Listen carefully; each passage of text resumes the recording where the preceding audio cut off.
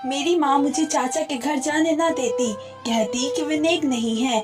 मेरी उम्र 14 साल थी। चाचा जब भी मुझे बाहर कहीं देखते थे तो चॉकलेट जरूर खिलाते थे। मुझे चाचा बहुत अच्छे लगते थे और माँ पर गुस्सा आता था। अब मैं जब भी सब्जी लेने जाती तो आधा घंटा चाचा के घर खेल कूद कर जरूर आती थी। लेकिन कुछ दिनों से चाचा मुझे अपने पास बुलाकर रस से भरे माल्टे खिलाते थे, जिसे खाते ही मुझे सुकून की नींद आ जाती थी। और 1 घंटे बाद जब उठती तो सब्जी लेकर घर चली जाती।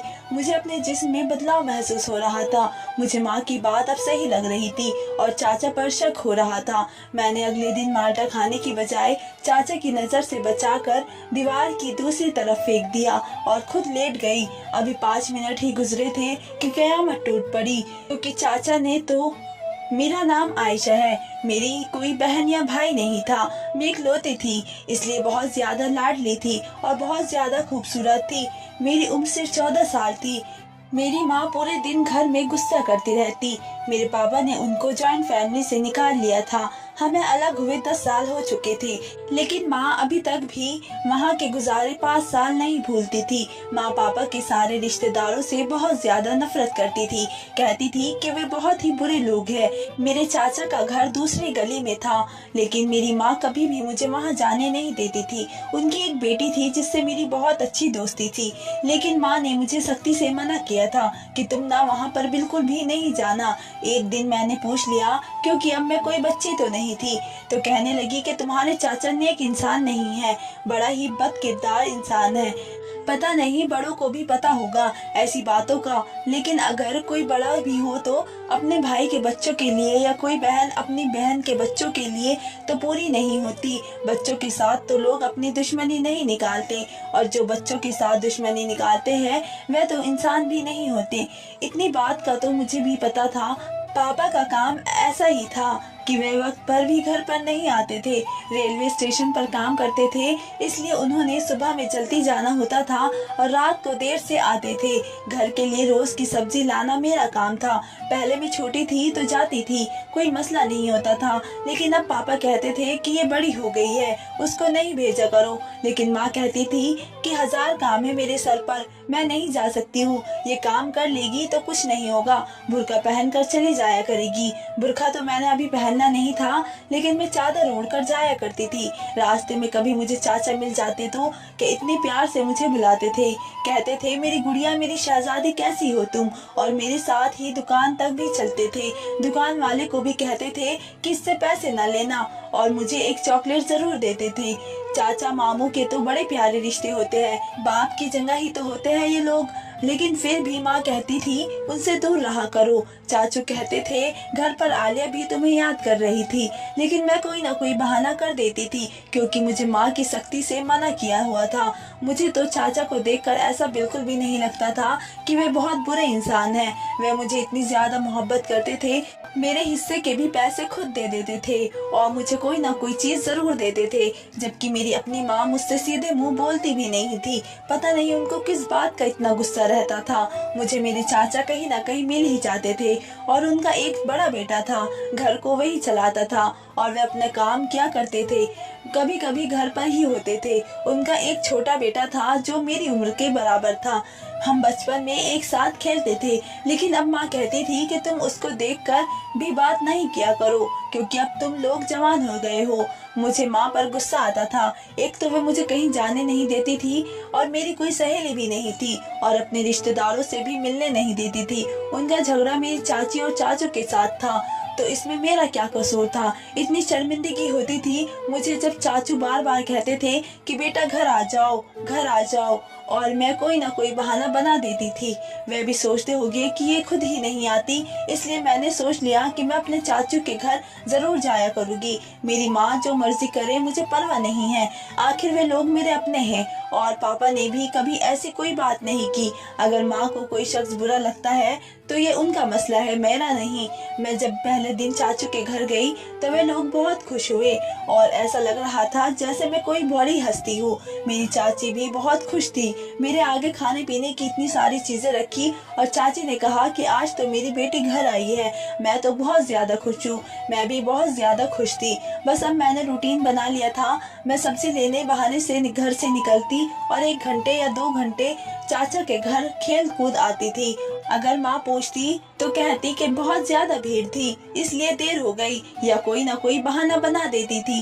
वैसे भी स्कूल तो हमारा दाखिला करवाया ही नहीं था, लेकिन चाचा की बेटी पढ़ रही थी और ये बहुत अच्छी बात थी, इसलिए वे दोपहर में घर पर नहीं होती थी और मेरा दोपहर में ही जाने का वक्त होता था। वे मुझे कभी कभी ही मिलती थी, जब या तो इतवार होता या फिर उनसे छुट्टी करनी होती।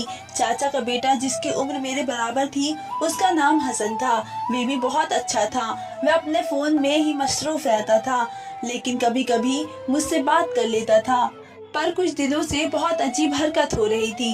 चाचा मुझे एक रस भरा माल्टा खिलाते थे और कहते थे कि ये देखो मैं तुम्हारे लिए माल्टा लेकर आया हूँ, सर्दी आ रही है। अभी तो एक माल्टा 50 रुपए का मिल रहा है, लेकिन अपनी प्यारी बेटी के लिए मैं तो ला सकता हूँ। लेकिन मुझे हैरानगी इसलिए होती थी कि वे माल्टा तो सिर्फ मुझे ही खिलाते थे, अपनी बेटी अपने बेटे को नहीं खिलाते थे। माल्टा खाकर मुझे अजीब सी नींद आ जाती थी और मैं सो जाती थी। 1 घंटा या आधे घंटे के लिए मेरी आंख लग जाती थी। तब तक चाचा भी जा चुके होते थे। मैं सोचती कि मुझे नींद कैसे आ गई। चाची कहती कि कोई बात नहीं, अपने घर में आई हो ना, इसलिए सुकून है, यहाँ तो नींद आ जाती है। और फिर मैं उठकर सब्जी लेकर वापस अपने घर चली जाती थी। लेकिन एक दिन अपने घर में दाखिल हुई तो कुछ अजीब बात सुनी। माँ पापा आपस में बुरी तरह लड़ रहे थे। माँ ने कहा कि मैं कभी भी अपनी बेटी नहीं दूंगी। पागल हूँ मैं क्या? मुझे पागल कुत्ते ने काटा है? मैं खुद अभी इस जहन्नुम से निकली हूँ और अपनी बेटी को इस जहन्नुम में भेज दो? हरगिज भी नहीं, कभी भी नहीं, ये हो ही नहीं सकता। पापा कह रहे थे कि अपनी बेटी को तुम्हारी बहन को बेटी नहीं देना। तुमने मेरी बेटी का रिश्ता एक ऐसे इंसान से करना चाहती हो जो कि एक नशा करता है। तो माँ ने कहा कि कोई नशा नहीं करता है वह तो उसके बारे में ऐसी अफवाह उड़ाई थी। अपना घर है, अच्छी नौकरी है, वहीं पर करूंगी मैं अपनी बेटी का रिश्ता। मेरे पापा कहने लगे मेरे जीते जी मैं अपनी बेटी का रिश्ता तो नहीं होने दूंगा। और मेरी माँ कहने लगी कि जब तक मैं जिंदा हूँ तब तक तुम्हारी एक ख्वाहिश पूरी नहीं होने दूंगी। मम्मी पापा एक दूसरे से लड़ रहे थे, जैसे आज एक दूसरे के साथ आखिरी दफा लड़ाई कर रहे हैं। लेकिन सुबह तक बिल्कुल ठीक थे। घर का माहौल खराब होता जा रहा था, इसलिए मुझे बाहर जाना ज्यादा अच्छा लगता था। अगले दिन गई तो मेरे चाचा ने मुझे एक माल्टा दिया। मैंने कहा आज मेरा दिल नहीं कर रहा है। उन्होंने कहा कि आज मैं माल्टे के साथ चूरन भी लाया हूँ, जो बहुत ही ज्यादा मजेदार है। मैं खुश हो गई क्योंकि मुझे चूरन खाने का बहुत शौक था और मैंने फिर से वह माल्टा खा लिया और थोड़ी देर के बाद मुझे नींद आ गई। लेकिन शाम तक मेरी टांगों और पेट में बहुत ज्यादा दर्द हो रहा था। मैंने सोचा कि शायद मैंने चूरन ज्यादा खा ली है और मेरा पेट खराब होने लगा है, इसलिए सब कुछ हो रहा है। पर मेरी तबीयत बहुत ज्यादा खराब हो गई थी। रात को डॉक्टर के पास ले जाना पड़ा। मेरी टांगों और पेट में बहुत ज्यादा दर्द होता रहा। डॉक्टर ने पूछा कि क्या खाया था, तो मैंने झूठ बोल दिया कि मैंने कुछ भी नहीं खाया था। डॉक्टर ने कहा कि कोई बात नहीं, कुछ खा लिया होगा, याद नहीं होगा, इसलिए दवाई दे दी, दर्द ठीक हो जाएगा। सुबह तक मैं ठीक थी, लेकिन अगले दिन नहीं जा पाई थी और उससे अगले दिन जरूर गई। चाचा ने कहा कि क्या हुआ था, तो मैंने कहा कि कुछ नहीं, बस तबीयत खराब हो गई थी। मैं जिस टाइम चाचा के घर जाती थी इस टाइम घर से सिर्फ चाचा ही होते थे, क्योंकि मेरी चाची को देर तक सोने की आदत थी। वे सुबह का नाश्ता करवा कर फिर से सो जाया करती थी। मेरी कजिन भी घर पर नहीं होती थी, वे स्कूल होती थी और चाचा का बेटा भी घर पर नहीं होता था। घर में बहुत ज्यादा सुकून था और वे लोग हमारे से ज्यादा अमीर थे, इसलिए वहाँ पर जाना मुझे अच्छा लगता था। बाहर एक झूला लगा हुआ था जिसके ऊपर मैं झूलती रहती थी। जब तक मैं वहाँ पर रहती थी चाचा कभी कभी घर पर होते थे, लेकिन कभी कभी वे भी चले जाते थे। कहते थे कि अपना घर है, फ्रिज सामने रखा है, जो खाना होगा खा लेना। लेकिन मुझे वे एक माल्टा रोज खिलाते थे और ये रूटीन ही चलती आ रही थी। मुझे माल्टा बहुत ज्यादा पसंद है, ये बात उनको पहले से ही पता थी। चाचा मुझसे पहले ज्यादा प्यार करते थे, मेरे सर पर हाथ फेरते रहते थे, मुझे अपने करीब उठाते थे और जब तक मैं माल्टा नहीं खाती तब तक मुझे देखते ही रहते थे। एक दिन साइड में बैठकर खेल रही थी। आज मेरी कजिन घर पर ही थी और चाची भी जाग रही थी। तो चाची ने मेरे चाचा को कहा कि जो तुम सोच रहे हो बड़ा मुश्किल है। मेरे चाचा ने कहा कि कोई बात नहीं, मुश्किल को आसान करना मुझे आता है, मैं कुछ ना कुछ कर लूँगा, तुम्हें तो कोई मसला नहीं है ना। तो चाची ने कहा कि नहीं, मुझे तो कोई मसला नहीं होगा, मैंने तो आज तक आपके किसी मसले में एक लफ्ज़ नहीं बोला और हमेशा आपकी बात मानी है। और वे दोनों बात करते करते मुझे ही देख रहे थे। चाचा ने कहा कि तुम्हारी अच्छी आदत है, तुम अच्छी औरत हो। मुझे उनकी बातें समझ नहीं आई, लेकिन मेरे साथ ना जाने आजकल क्या हो रहा था। एक तो मेरे चाचा के घर से आने के बाद तबीयत खराब हो जाती थी, अब मुझे मेरा जिस्म भी कुछ अजीब लग रहा था, मैं मोटी होती जा रही थी, मेरा पेट भी बाहर निकल रहा था, लेकिन मैं तो ऐसी कोई चीज़ भी नहीं खाती थी। माँ मुझे सब्जी लेने भेजती तो सब्जी के पैसे भी पूरे देती थी। कभी ऐसा नहीं हुआ कि 10 या 5 रुपए ज्यादा हो तो मैं उनसे कोई चीज़ ले लूँ। चाची के घर जाकर भी सिर्फ एक माल्टा ही खाती थी। वे तो कहती थी कि जो मर्जी है खा लो, फिर सामने रखा है, क्या खाना है तुम मुझे बताओ तो मैं बना देती हूँ। मैं शर्माती थी और कभी उनसे कुछ न कहती थी, क्योंकि अचानक से मुझे मेरे चाचा की नज़र कुछ ठीक नहीं लग रही थी। शायद मेरी माँ की बात ठीक थी, कोई ना कोई गड़बड़ जरूर थी। माल्टा खाने से मुझे नींद क्यों आ जाती थी, जबकि पहले तो मेरे साथ ऐसा कभी भी नहीं होता था। मैं कोई इतनी थकी हुई भी नहीं होती थी कि पूरा दिन सोती नहीं थी। मेरी टांगों में आजकल बहुत ज्यादा दर्द रहने लगा था, मेरी कमर में भी और मेरे जिस्म में भी अजीब तरीके से बढ़ रहा था। समझ नहीं आ रहा था कि क्या हो रहा है। माँ ने भी मुझे देखकर कहना शुरू कर दिया था कि खाना कम खाया करो, वक्त से पहले ही औरत की तरह लग रही हो। और मैंने कहा कि औरत की तरह लगने से क्या मतलब है। तो उन्होंने कहा कि ज्यादा बच्ची बनने की जरूरत नहीं है, मैं तेरे जितनी थी तो मेरी शादी हो गई थी और तुझे उन बातों का कुछ पता ही नहीं कि आजकल क्या बच्चों को भी सब कुछ मालूम होता है। एक दिन मैंने माँ से पूछा कि आप सुबह कह रही थी कि मैं अब बच्ची नहीं हूँ, तो फिर मुझे बताया कि आप चाचा से नफरत क्यों करती है। माँ ने कहा कि छोड़ दो, ये बात जाने दो, क्या करोगी जानकर। मैंने कहा मुझे जानना है, आप मुझे बताएं। तो माँ ने मुझसे कहा कि जब मैं शादी होकर घर आई थी तो तुम्हारे चाचा उस वक्त शादीशुदा नहीं थे, साल के बाद उसकी शादी हुई थी और ये अजीब और गरीब किस्म की हरकतें करता था। पहले तो हमें इस बारे में पता चला तो तुम्हारे पापा ने भी बहुत ज्यादा गुस्से में थे और तुम्हारे पापा ने उसके मुंह पर थप्पड़ मारा था। तुम्हारे पापा ने कहा था कि दिल तो करता है कि अभी ये घर छोड़कर चला जाऊं, लेकिन तुम्हारे पापा के पास पैसे नहीं थे और उसके बाद भी हम 4 साल उसी घर में रहे थे। तब जाकर वहाँ से निकले। तुम्हारे पापा ने बाद में उसे माफ कर दिया था, क्योंकि उसने तो बहुत दफा माफी मांगी, लेकिन मैंने आज तक उसे माफ नहीं किया था। तो मैंने कहा ऐसा भी क्या किया था उन्होंने। तो माँ ने कहा कि जब हमारी शादी हुई थी तो हम नए नए शादीशुदा थे, एक दूसरे के साथ कमरे में होते थे, हमारे हंसने की आवाजें आती थी। शादीशुदा लोग ऐसे ही होते हैं, उनके लिए एक दूसरे की हर बात नहीं होती है और खूबसूरत लम्हा होते हैं। लेकिन तुम्हारे चाचा जो रात को छुपकर हमारे कमरे में झांका करता था, उसने एक जगह बनाई हुई थी जहाँ से ये सारे मंजर देखता था। उस जमाने में उसके हाथ में फोन नहीं था, नहीं तो ये हमारी वीडियो बनाकर वायरल ही कर देता। मैंने अपने कानों को हाथ लगा लिया। माँ ने कहा कि अब तुझे समझ आई कि मैं उसे क्यों दूर रहने को कहती हूँ। सारी रात मैं सोचती रही कि अगर कोई इंसान इतना गिरा हुआ हो सकता है कि अपने भाई और भाभी के साथ ऐसा करे, तो उनके औलाद के साथ क्यों नहीं कुछ कर सकता। कोई ना कोई गड़बड़ जरूर है, मुझे उस घर में नहीं जाना चाहिए, लेकिन मुझे पता भी तो करना था कि मेरे साथ क्या हुआ है। मैं तो बिल्कुल भी पहले जैसी नहीं रही थी, ऐसे लगता था जैसे मैं बहुत दिनों से बीमार हूँ। और इसलिए मैंने सोच लिया था कि मुझे पता लगाना होगा कि अगले दिन मैं चाचा के घर गई, मुझे माल्टा दिया। मेरी किस्मत अच्छी थी कि साथ ही उनका मोबाइल बज गया। वे फोन लेकर एक तरफ चले गए और मैंने माल्टा दीवार से उछाल कर बाहर फेंक दिया और चाचा से कहा कि खा लिया है। चाचा काफी परेशान लग रहे थे, पता नहीं किससे बात कर रहे थे, शायद कोई डॉक्टर था। खैर उसके बाद मुझे नींद तो बिल्कुल नहीं आ रही थी, लेकिन मैंने सोने की एक्टिंग की और जाकर कमरे में सो गई। और 15 मिनट के बाद यहाँ पर कुछ ऐसा हुआ कि मैं हैरान रह गई। मेरे कमरे में कोई मौजूद था जो मेरे पैरों की तरफ बैठा था और उसने मेरा हाथ पकड़ रखा था।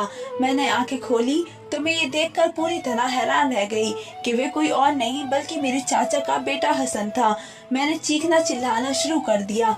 मेरे चाचा वहाँ पर आए और मेरे चाचे भी। उन्होंने कहा कि तू यहाँ क्या कर रहा है। उसके कमरे में और क्या हो रहा है यहाँ पर। चाचा ने जब मंजर देखा तो वे समझ गए कि क्या गड़बड़ हो रही है। फिर चाचा ने अपने बेटे को गर्दन से पकड़ लिया और कहा कि तू ये क्या कर रहा है? तुझे पता है कि ये लड़की यहाँ पर सोती है, तेरा अकेले में इस कमरे में यहाँ क्या काम है? तो और तुमने दरवाजा क्यों बंद किया था? और वे घबरा गया, उसकी समझ में कुछ नहीं आ रहा था। उसकी शक्ल से लग रहा था कि उसकी नीयत ठीक नहीं थी। मैंने रोना शुरू कर दिया। चाची ने मुझे गले से लगाया। मैंने चाची को सब कुछ बता दिया कि मेरे साथ आजकल ये सब कुछ हो रहा था, मैं बीमार रहने लगी हूँ। चाचा का कहना था कि मैं भी इस बात पर हैरान था कि मैं तुम्हें माल्टा खिलाता हूँ तो तुम्हें नींद क्यों आ जाती थी। आज भी डॉक्टर से फोन करके यही पूछ रहा था कि माल्टे में कोई मसला तो नहीं आया हुआ है, लेकिन वही माल्टा हम सब घर वाले खा रहे थे, हमें तो कभी कुछ नहीं हुआ। तो उसने अपना मुंह खोला और कहा कि मैं माल्टे के अंदर नीम का इंजेक्शन डाल देता था क्योंकि ये मुझे बहुत अच्छी लगती थी। और इसके बाद उसकी जुबान तो रुक गई, लेकिन बाकी कहानी सारे खुद ही समझ गए। चाचा ने उसे थप्पड़ मारना शुरू कर दिया। यहाँ पर मेरे चाचा की कोई गलती नहीं थी, बल्कि उनके बेटे की थी। चाचा ने कहा कि कमबख्त इंसान, तेरे लिए ही तो मैं इसका रिश्ता मांग रहा था और तूने इसके साथ ये सब कुछ कर डाला, मैं तुझे जान से मार डालूंगा। मेरी चाची ने देखा कि ये तो बेटे को ज्यादा ही मार रहे हैं, तो उन्होंने उसे रोका। शाम को मेरे पापा को भी बुला लिया और माँ को भी, और सारी बात बता दी गई। पापा और चाचा में लड़ाई हो गई, बहुत बड़ा तमाशा बन गया। उन्होंने कहा कि तूने पहले मेरी बीवी पर नजर रखी थी और अब तेरे बेटे ने मेरी बेटी के साथ ये सब कुछ किया है, मैं तुम लोगों पर केस करवाऊंगा। लेकिन फिर इस मसले में हमारे खानदान के इकलौते बुजुर्ग जो कि मेरे दादा के भाई थे और हम उनको भी दादा ही कहते थे, वे इस मसले में पड़ गए और उन्होंने दोनों को समझाया कि घर की बात घर में रहने दो, कोर्ट कचहरी तक ना जाओ, और यही है कि उन दोनों की शादी करा दो। मेरे पापा कहते हैं कि ऐसे इंसान से मैं अपनी बेटी की शादी कैसे कर दूं जो मेरी बेटी की इज्जत लूटता रहे। लेकिन मैं बार बार माफिया मांग रहा था और कह रहा था कि ऐसा कुछ नहीं होगा। फिर मेरे पापा ने कुछ शर्त रखी। पापा ने कहा कि अपने बेटे को यहाँ से दूर भेज दो, उसको इस काबिल बनाओ मैं उसको अपनी बेटी दे सकूं, उसके पास अच्छी नौकरी होनी चाहिए और उसके रवैये में अगर मुझे कुछ बदलाव नजर नहीं आया तो मैं अपनी बेटी का रिश्ता नहीं दूंगा। मैं खुद बहुत ज्यादा परेशान थी, बहुत ज्यादा दुख तकलीफ में थी। मेरी माँ भी बहुत परेशान थी। मैं कुछ नहीं बोल रही थी, मेरे सामने इस तरह की बात कोई भी नहीं कर रहा था क्योंकि सब कुछ पता था कि पहले ही मेरे हालात ठीक नहीं है। मेरे निकाह मेरे कजिन के साथ करवा दिया गया क्योंकि अभी जो उसने मेरे साथ किया था उसका कोई और नतीजा भी नहीं निकल सकता था। लेकिन ऐसा कुछ नहीं हुआ, मैं प्रेग्नेंट नहीं हुई और अब हम दोनों पति पत्नी थे। मैं तो उसकी शक्ल भी देखना नहीं चाहती थी। चाचा ने उसे पढ़ने के लिए बाहर बड़े शहर भेज दिया था कि अकेला रहेगा तो जिंदगी मुश्किलों में पड़ेगी, तो उसको थोड़ी अकल आएगी। अब हम लोग 21 और 22 साल के हुए तब हमारी शादी हुई। हसन ने हाथ जोड़कर माफी मांगी और कहा कि मैं बहक गया था, लेकिन तुम मेरी बीवी हो, मेरी इज्जत हो। मैंने कहा कि मैं तुम्हारी इज्जत कहाँ, तुम तो मेरी इज्जत पहले ही लूट चुके हो। मैंने उसे बहुत ज्यादा तरसाया, अपने करीब नहीं आने दिया, उसे एहसास दिलाया कि उसने मेरे साथ बहुत बुरा किया था, लेकिन फिर आखिर में मैंने उसे माफ कर दिया क्योंकि वे मेरा पति था। मेरे चाचा कहते हैं कि मैंने अपनी जवानी में एक गलती की थी, मुझे भी उस गलती की सजा मिली थी। मैंने अपने बड़े भाई को हमेशा के लिए खो दिया था, उसकी आंखों में फिर मेरे लिए कभी इज्जत नहीं थी और ऐसी एक ही गलती मेरे बेटे ने कर दी। अगर उसकी शादी उस लड़की से नहीं करवाता तो ये और भी ज्यादा बिगड़ जाता, मगर अभी भी वे इस फैसले पर बेफिक्र नहीं थे। हम लोग ऊपर वाले पोर्शन में रहते थे लेकिन उनके साथ ही रहते थे। चाचा कहते थे अगर कोई भी गलती करे तो मुझे फौरन बताना, मैं उसका बाप नहीं हूँ, मैं तुम्हारा बाप हूँ, मैं तुम्हारा साथ दूंगा। मैंने हसन को माफ कर दिया और चाचा को कहा कि मेरे दिल में कोई खलल नहीं है, लेकिन मेरे पति बहुत डरते हैं। वे कहते हैं कि मेरा किया हुआ कहीं मेरे सामने ना आ जाए, क्योंकि हसन की भी एक बहन थी जिसकी अब शादी करना चाहते थे। मैंने कहा कि मैंने तो कभी किसी को भी बद्दुआ नहीं दी और बाकी ऊपर वाला खैर करेगा। आप लोगों को क्या लगता है कि फैसला ठीक है? जिस इंसान ने मेरी इज्जत लूटी उसी के साथ मेरी शादी करवा दी गई। क्या ऐसे फैसले ठीक होते हैं?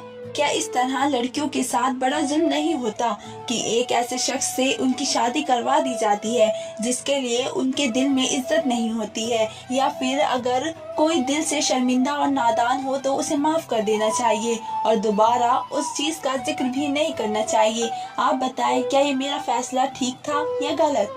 तो दोस्तों, आपको मेरी कहानी ये कैसी लगी मुझे कमेंट करके जरूर बताएं। धन्यवाद दोस्तों।